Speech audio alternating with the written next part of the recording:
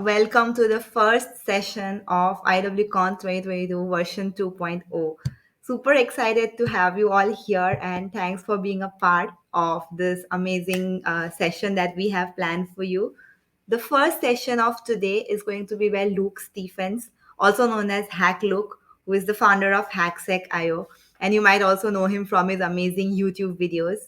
Today, Hacklook is going to talk about his experience of how he used Recon techniques to identify a prolific scammer. I'm sure many of you are really interested about this. So before we start the talk, I have a quick announcement to make. We have three giveaways going on today at IWCon 2022. The first giveaway is a giveaway of 1 month Pentester Lab Pro subscription. The second is you get a Bug Bounty Pro subscription. And the third is you will get cool IW or Infosec write-up swag. So the way to win these giveaways is when you find something really cool happening on the conference, or you learn something really cool from a speaker, you should take a screenshot, post it on Twitter, and tag us, Infosec.com. And then we will pick randomly some winners from Twitter. So this is how you can win these giveaways. And all right, let me not take up any more of your time and let me welcome Hack Luke or Luke Stephens on the stage.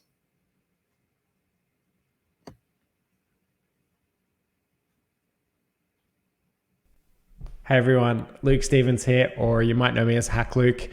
This talk is about one of those magnificent and rare occasions where you start investigating a scam and you end up actually finding the true identity of the scammer despite their efforts to hide it.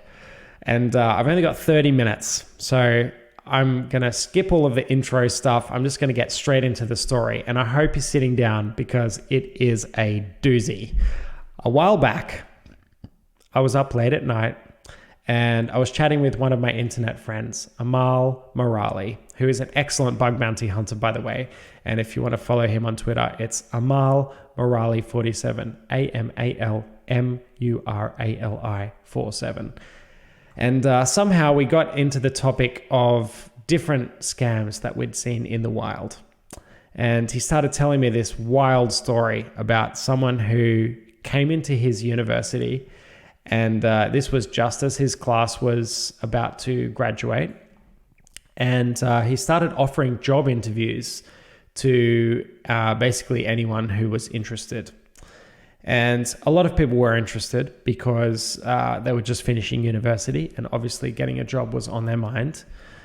But a lot of them were Amal's friends, and they asked Amal to basically look into the company because during the job interviews, they started getting some weird red flags.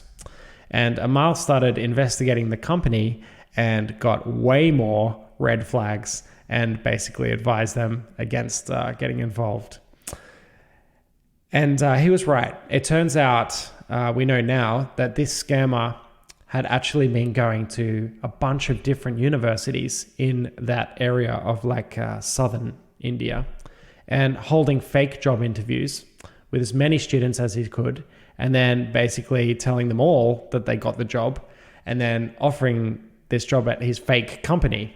So he'd message them just before they were about to start working, and he'd say, oh, before you come to work, you need to buy a uniform. So he'd set up this fake online uniform shop that takes real payments, and then he'd get all of the job applicants to buy their uniform, and then he'd say, oh, actually, sorry, we're no longer hiring you, so we won't be sending you the uniform. And actually, you can't get a refund either. So I'm hearing this story thinking, what? Like, this is the most brazen scam to be running. And he's actually showing up in person to these universities, so everyone knows what he looks like. And he's holding these fake job interviews one-on-one with the person, so they really know what he looks like. And the whole thing is just fake. So I want to start investigating this scam. And most of all, I want to know if the scam is still running, and also who's behind it. Who's the person who's actually doing this? And naturally, we started kind of doing a bit of an OSINT investigation. And the best place to start, or the only place to start really, was with the company's website. And we were lucky that Amal actually remembered what the website was, because it was back in 2017 when this actually happened. So the website is Phoenix Tech, FENIXTECHCOM, phoenixtech.com. And the website's gone now, so we can't see it, but there's still an archived version on the Web Archive or Wayback Machine. And this is it. So this is probably not what it looked like back in its heyday, but you can get an idea of the text that was on there. It's obviously missing some styling and everything and images, but it looks pretty good. It says Phoenix Tech is a leading software development company in Cochin, India. Phoenix Tech provides software development support for secure, high-performance web-based and mobile applications, our customized software applications, blah, blah, blah, blah, blah, blah, blah. But when you start looking closer, you start noticing some weird things. Like, for example, these testimonials are just placeholder text, like lorem ipsum text. And yeah, there's a couple of other things on the other pages, but not that are important. But something that is good to note is that they actually provide an address here and a phone number and an email address. And we use these kind of as one of the seeds for the investigation that we were doing. It's good to note also that one of the big red flags was that he checked out this address and Phoenix Tech wasn't there. So they're advertising an address that was completely fake. Now, if you're looking at this website, it's easy to think, it's pretty low effort, right? It's a pretty low effort kind of scam, I guess.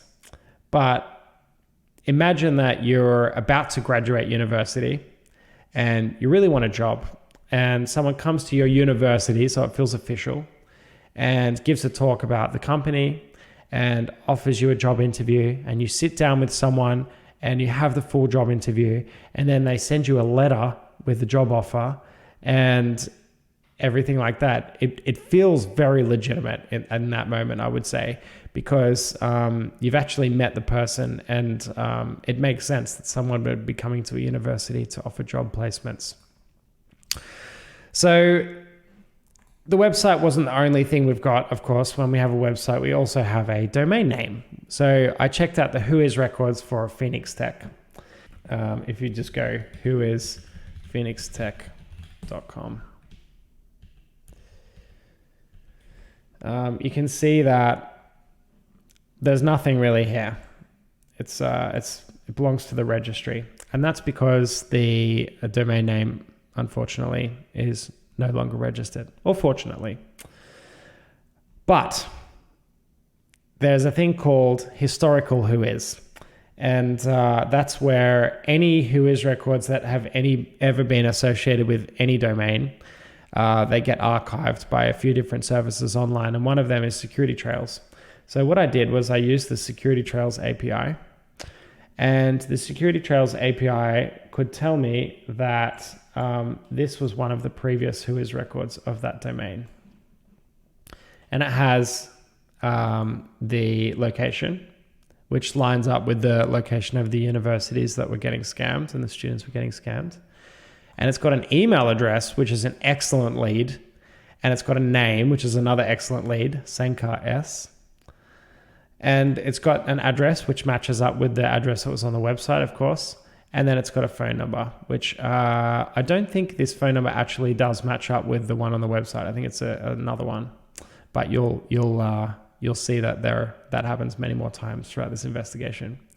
So the email address is a good place to start. bangoksummer@gmail.com. Now, there's this cool thing that you can do with Gmail addresses where you can check if they're valid.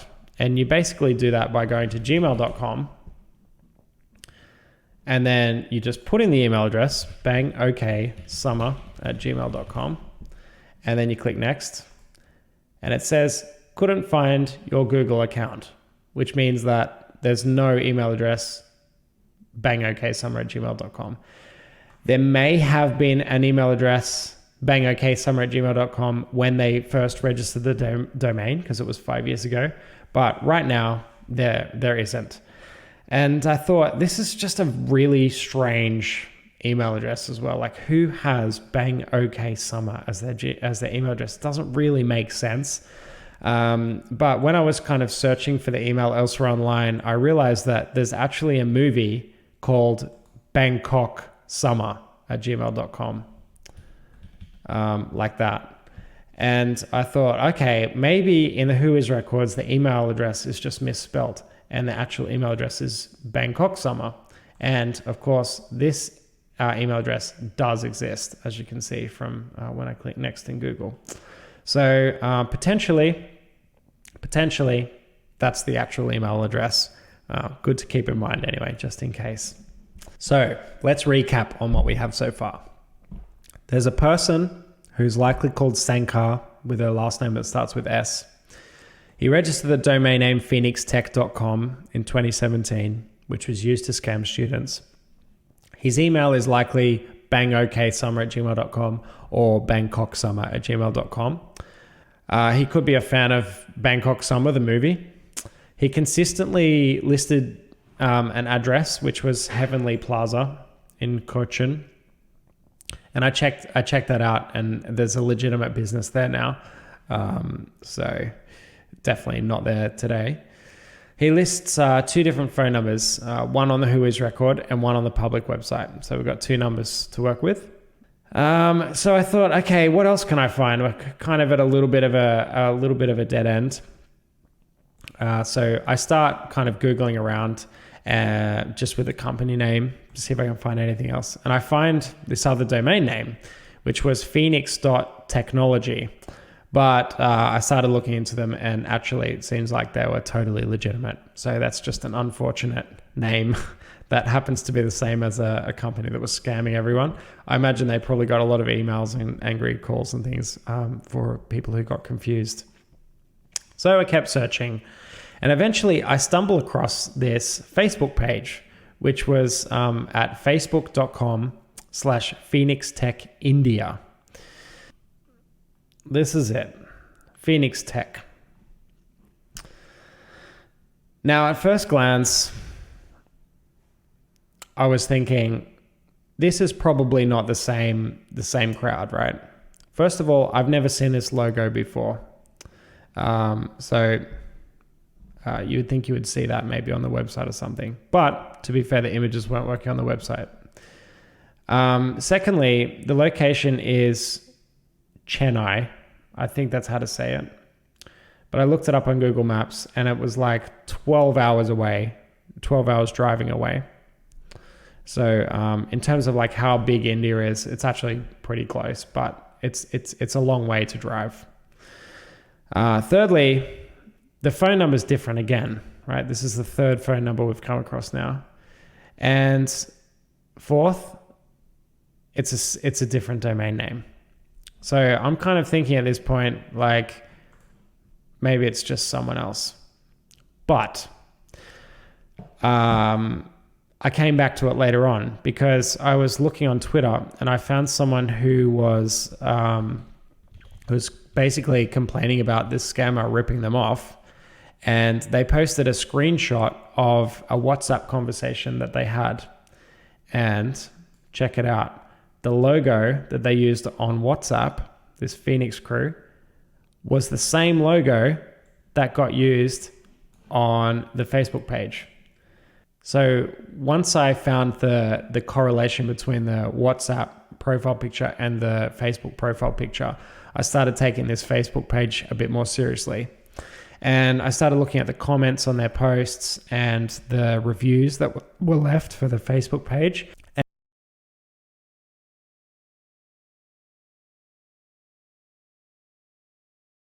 And it was just full of students who were scammed, who were saying nasty things, and also, which is fair enough, and also some really interesting detailed posts about exactly how the scam worked and exactly what happened to them, which was a really good insight into the way that the scam operates.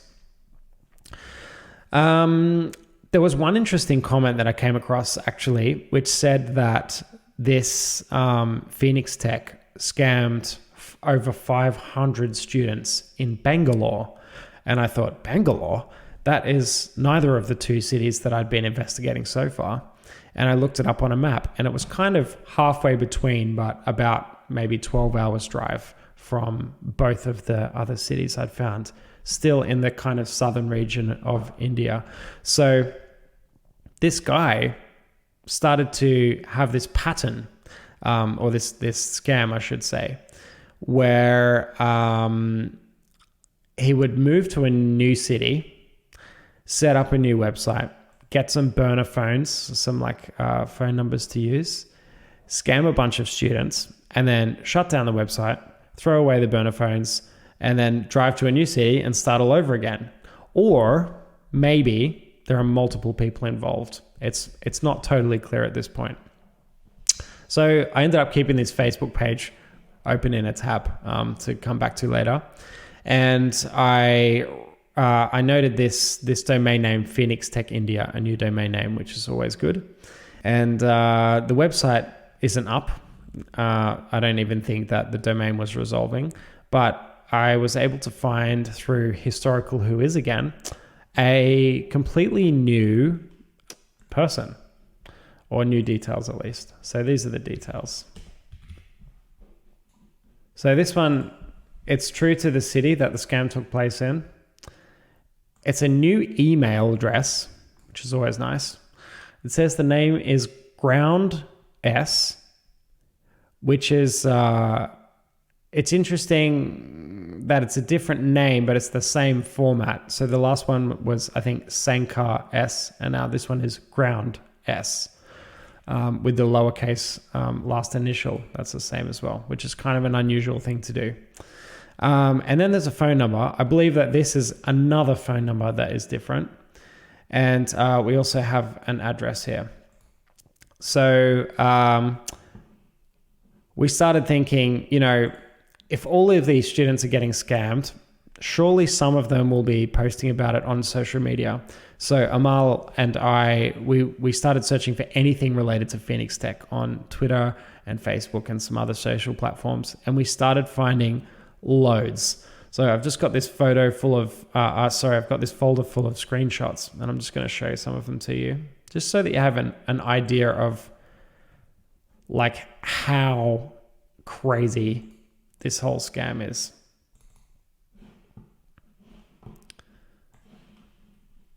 So this one is on Facebook, and somehow this person actually found a photo of the guy who's running the scam, and it looks like it's actually a wedding photo. But it says they said they can give jobs in a company. This is translated, so the English isn't perfect, but that's fine. In a company called Phoenix, they bought a lot of rupees of the hands of many poor students. Now no one should be trapped in their cheating. People like this should be beaten out of society. Everyone should share this picture and find them in the community. So obviously this person is really upset, and fair enough, because this guy is ripping off students, which is just insane. And then I'll show you some other ones as well. So this one is a letter of offer. This is an actual letter of offer that got sent to one of the students. I'll zoom in a bit so you can see it. It looks very legitimate. So Phoenix Tech India is pleased to offer you a position of Junior Associate IT Relations at Bengaluru Regional. So it all looks pretty legit. It's got a really good, job description and everything. It's got yet another phone number here, and it's got the address and everything. And look, there's that logo again on the letter of offer. This is a WhatsApp conversation, which is really like a smoking gun. This is where he tells the students that they need to buy formals, which is their, the uniform for the company.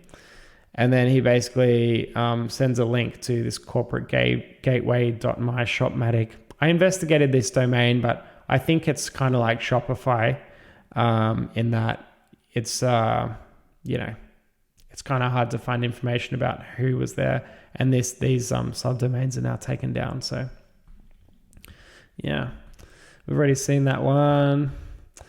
This is just the distance between the two initial cities that I found. So it's 12 hours.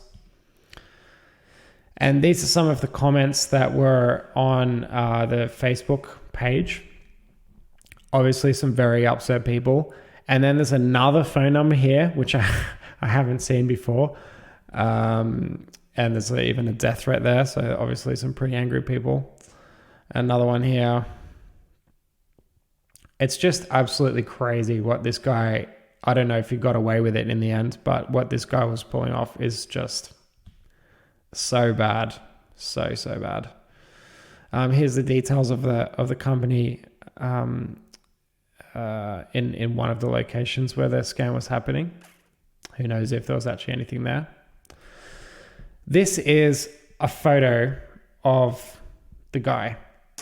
I don't know how this person got it, but it kind of looks like it was in a job interview. And this photo got passed around a lot on Twitter by a lot of students that said they were scammed by them. And this one is the corporate garments thing again, the actual scam with the clothes that were being bought. So there's another phone number there. Again, haven't seen that phone number. This guy got a screenshot of, it looks like a WhatsApp conversation, and it's got the actual bank details of the person.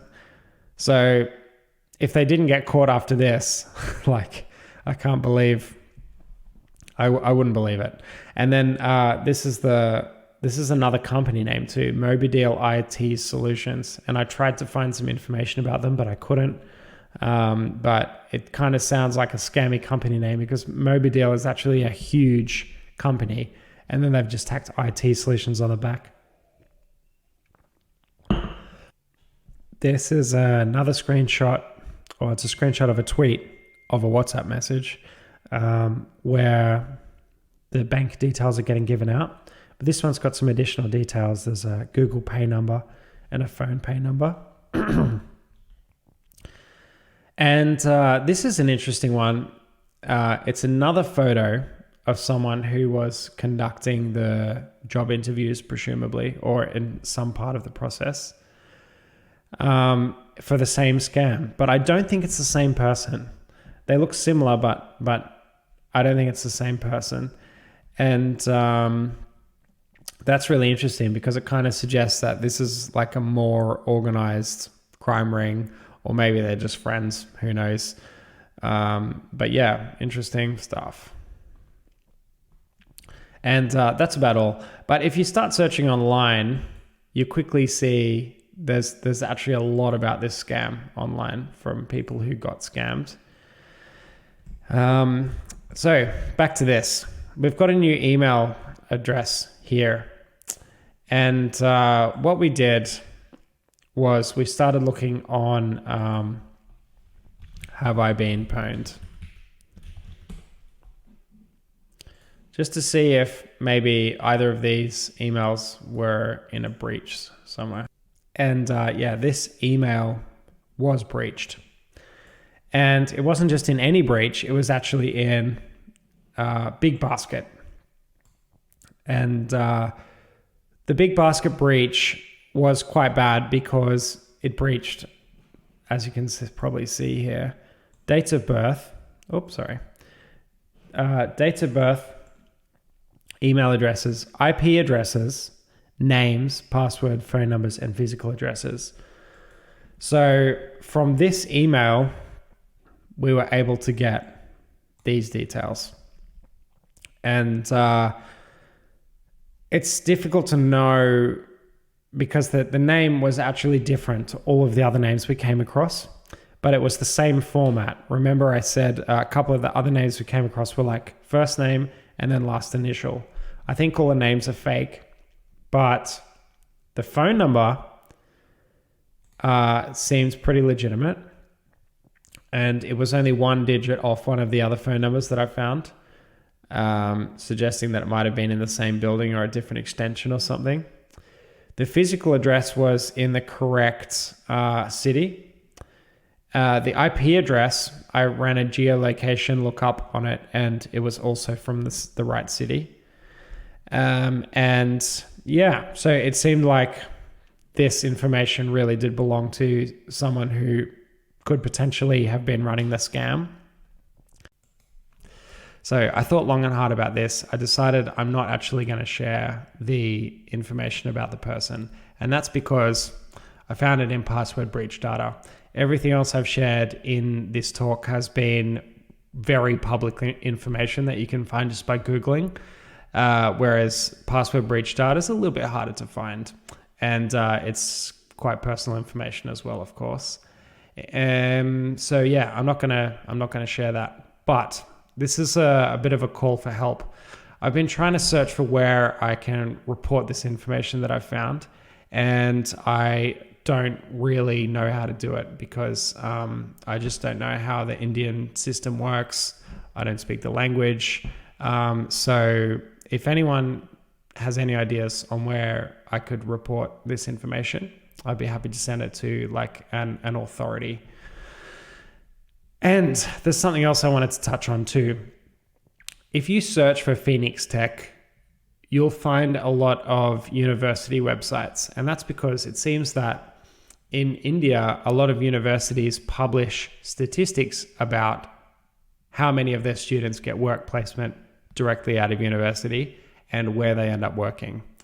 So I was having a look around at all of these university kind of statistics pages, and I found thousands, and Amal was doing it too, and we were kind of collating the information, but thousands and thousands of students who ended up working at Phoenix Tech. And I think that all of these students probably got scammed.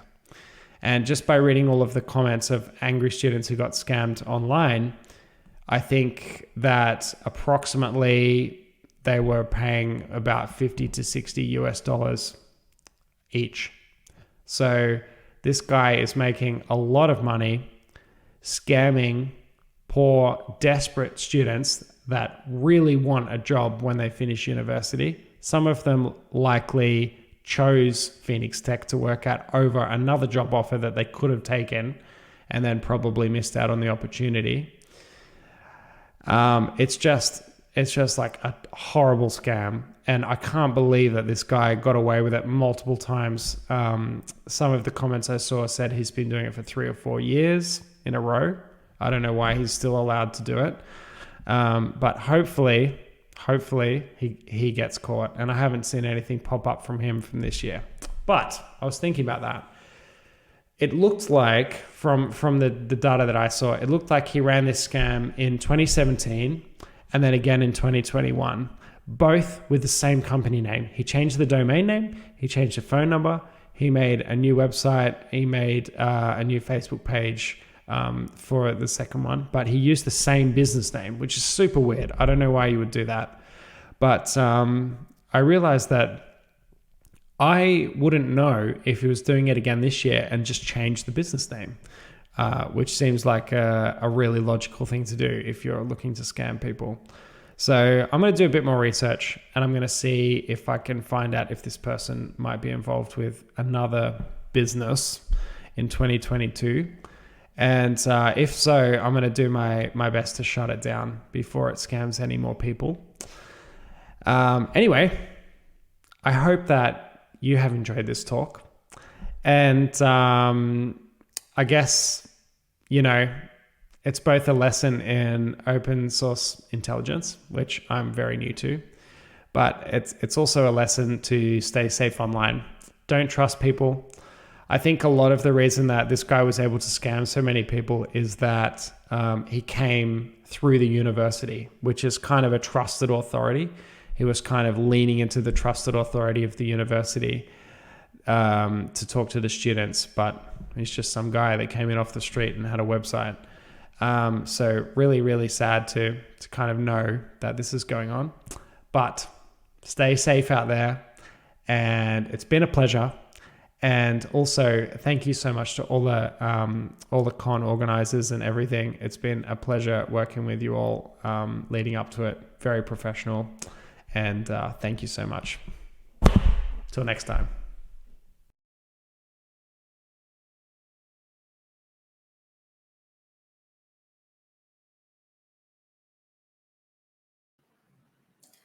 So happy to hear Luke's story. There was so much for me to learn. I'm sure all of you must have learned a lot as well. It's just unbelievable the kind of extents people would go these days to scam people for money. So, like Luke said, it's very important to stay safe online. All right. Thank you so much for attending this talk, people. Do show us your love on Twitter. You can tag Luke with a screenshot, tag Infosec community as well, because you can post as many times as you want, and you'll be eligible to participate in the three giveaways that we have currently running for Pentester Lab Pro subscription, Burp Bounty Pro subscription, and cool Infosec Write-Up swag. And this IWCon and all these sessions are brought to you by our amazing sponsors, Zero Point Security, Yes We Hack, Patch Chain, Subtang Labs, and our amazing community partners. So now that this talk has come to an end, the next talk starts at 7:30 p.m. Until then, please you can go out and chill in the lounge and network with people, make some interesting friends, advertise yourself. If you have any infosec product, service, or newsletter, or even YouTube channel, you can advertise yourself, you can talk about yourself, and who knows, you might find your next co-founder or next collaborator here in the networking rooms. So please go ahead, join the lounge, join the tables in the lounge, join the fluid networking spaces. Until the next talk starts at 7:30. When it does, you will get a notification at the top right of your screen that the new talk has started. So yeah, that's it. Thank you so much and hope you had fun.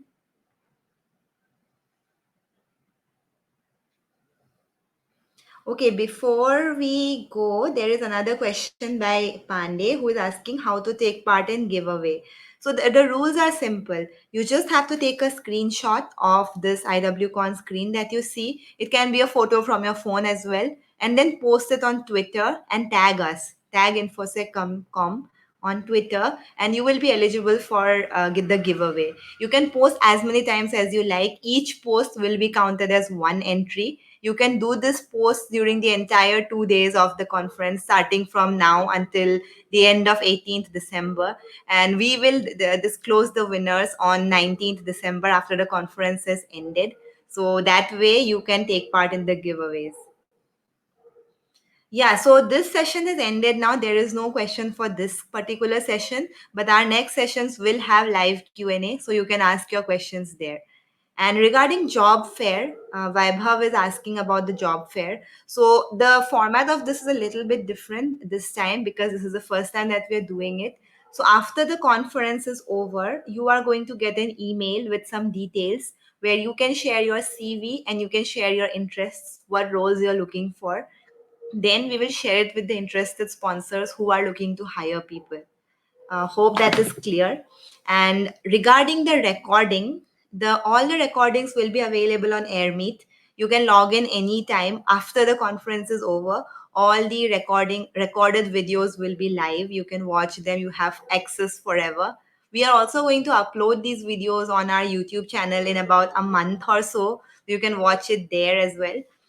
So yeah, that is it. If you have any more questions, you can ask in this chat, and we will be back at 7:30 p.m. with the cool session by Yarden Shafir. So see you all there, and thank you so much for attending.